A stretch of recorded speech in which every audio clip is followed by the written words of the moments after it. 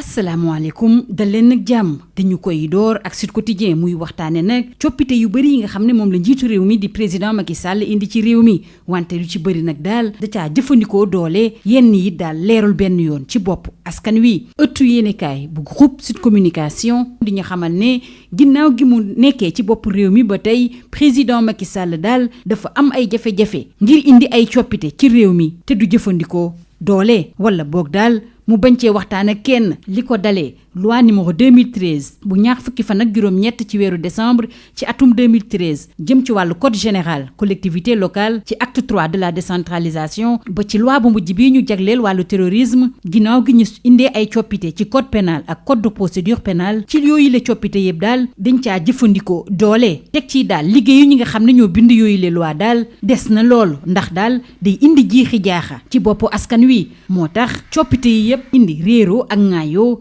ci diggante majorité bi ak ñi des ci askan wi suñu sukkandikoo ba tey ci suñu naataango yi fare ci avenue Bourguiba ginnaaw yi la coppite yi nga xam ne daal njiitu réew mi di président Macky Sall ak régime bi dañ kaa teg par force nag am na yeneen yoo xam ne it dafa jëm ci wàllu code électoral yi te diisoo wuñ cee kenn ñu dellu si loi boobu nga xam ne dañ ko jàlleel wàllu terrorisme ak alerte quotidien ak réew mi quotidien ñu ñuy xamal ni kujje gi daal démb demoon na ci conseil constitutionnel yóbbu fa ab recours ginnaaw gi mu ko xamle woon ci jàkkaarloo mag taskatu xibaar yi kii di Cheikh Bamba Dièye moo fa demoon ànd ceeg maître Wende Dieng di huissier de justice ci Ndakaaru ci ab communiqué nag Cheikh Bamba Dièye di xamle ne député yi nga xam ne ñoo bokk ci kujje gi ci kanamu suñu borom ak askan wi yëpp daal def nañ seen kéem kàttan ngir loi bi bañ a jàll loi bi nga xam ne nag day salfaañi ak yelleefi doomi aadama te dëppoowul benn yoon ak charte réew mi Cheikh Bamba Dièye dénk Les Échos ni xanaa nag bii yoon conseil constitutionnel dana def la ñuy xaar ci moom budul loolu rek ñu yeggee mbir mi waa CEDEAO ci jamono joo xam ne nag waa l'enquête ñoom li leen soxal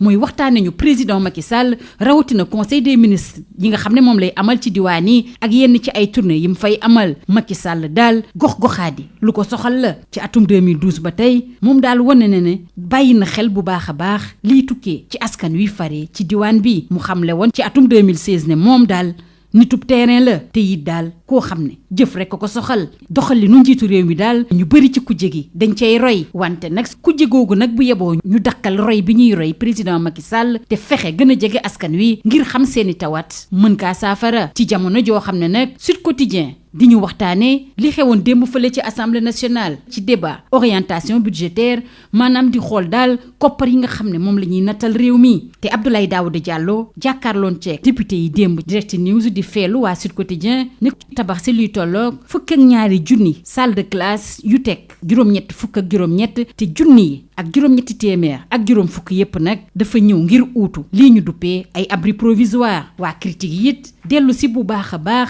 ci koppar bi nga xam ne moom la nguur gi jot a am ak yim jot a dépensé ci atum 2012 jàpp 2022 nag budget bi jàll na ci lu ëpp juróomi junni milliards ci kopparu CFA ñu des ci loolu le ak Les Échos waxtaane ñu ñoom it la xew fële ci assemblée nationale jox ci kàddu nag député yi ku ci mel ne Serigne Mansour Sy Djamil mu ne terrorisme ci dëkk yi nga xam ne moo wër Sénégal nag daal du kenn ku dul France Mame Diarra Fam di xamle ne boo dajeek ñi nga xam ne ay député lañu woon da ngay ruus Pape Sagna Mbaye moom yëggee assemblée nationale tawatu waa banlieue ci jamono joo xam ne Ngagne Diop dal na bu baax a baax ci Omar Gueye laas nag li ko soxal mooy sax saaxee suuf si fële ci bande des filao ca Géejawaay ñuy tuumal waa direction générale des impôts nii dañoo bëgg a teg loxo luy tolloog 4 hectares foofule waa Géejawaay dañoo fippu ngir xeex li ñu duppee tong-tongu fonctionnaire yi waa laas di xamal bépp fonctionnaire ak kilifa goo xam ne daal sa xel daan ne woon ci am suuf foofule ci bande des filao bu Géejawaay bu yeboo daal nga teg ko ci suuf ndax dafa am benn kuréel bu fa juddu ngir tong-tong bile daal mën a dakk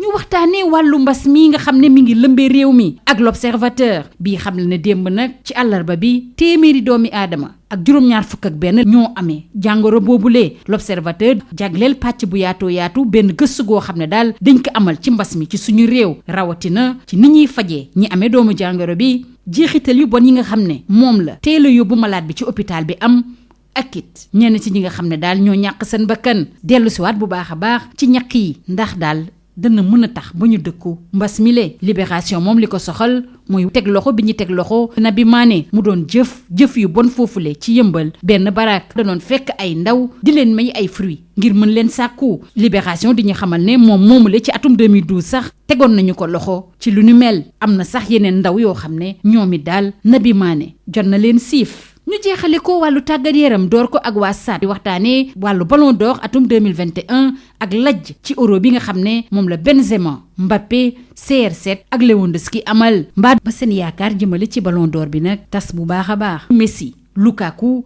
De Bruyne Sterling Mendy ak Kandal ñoo ak record yi di ñu waxtaane wàllu euro 2020 ñetti lions yi nga xam ne daal fës nañ ci lool muy waxtaane it lajjub équipe de France bi muy les Bleus. ñu jeexale koog wàllum lamb ak waa sunu lomb bi dellu si ci super ndaje bi amoon ci stadium Iba Mar Diop ci diggante Papa Sow ak Siteu. Papa Sow moom dafa waat Siteu di artu Papa Sow wax ki di Siteu ni ko dinaa la duma. Siteu tontu ko ne danaa dal sa kaw agressé la. lii moo gënoon a fës ci ëttu yéenekaay yi ñu xëyandool ñu yendoog jàmm. Bonjour. Différentes réformes majeures du président Macky Sall entre forcing et imprécision, c'est le titre qui barre la une de Sud Quotidien. Depuis son avènement à la tête du pouvoir exécutif, le président Macky Sall peine à asseoir des réformes dans la douceur. En effet, de la loi numéro 2013-10 du 28 décembre 2013 portant Code général des collectivités locales sur l'acte 3 de la décentralisation à la dernière loi sur le terrorisme avec la modification du Code pénal et du Code de procédure pénale, le quotidien du groupe Sud Communication souligne que la démarche de forcing et l'imprécision des rédacteurs des différents textes adoptés sous le régime en place ont toujours été à la base de la discorde entre la majorité et le reste de la société. Selon le confrère de l'Avenue Bourguiba, au-delà de ces réformes adoptées au forceps par le président Macky Sall et son régime, il y a également les multiples modifications unilatérales du code électoral. Justement, restons avec la loi sur le terrorisme avec Alerte Quotidien et Rewmi Quotidien qui informent que l'opposition parlementaire a déposé un recours hier au Conseil constitutionnel, comme annoncé lors de leur conférence de presse. Accompagné de Maître Wade Dieng, huissier de justice à Dakar, Cheikh Bamba Dièye, à travers un communiqué, a fait savoir que les députés de l'opposition, devant Dieu et la nation, ont usé de toutes les opportunités disponibles pour contrer ces lois liberticides, ambiguës et anticonstitutionnelles. Et dans les Échos, Cheikh Bamba Dièye déclare « J'espère que le Conseil constitutionnel va nous surprendre cette fois-ci. Sinon, nous allons saisir la CEDEAO ». Au moment où l'enquête s'intéresse au Conseil des ministres décentralisés et aux tournées Macky Sall, les terroirs au cœur. Depuis 2012, le chef de l'État cultive son image d'homme d'action à l'écoute des territoires. Il clamait en 2016, je cite, « Je suis un homme de terrain et un homme d'action ». Fin de citation. Toujours selon l'enquête, cette nouvelle approche politique du chef de l'État fait des émules au sein de l'opposition.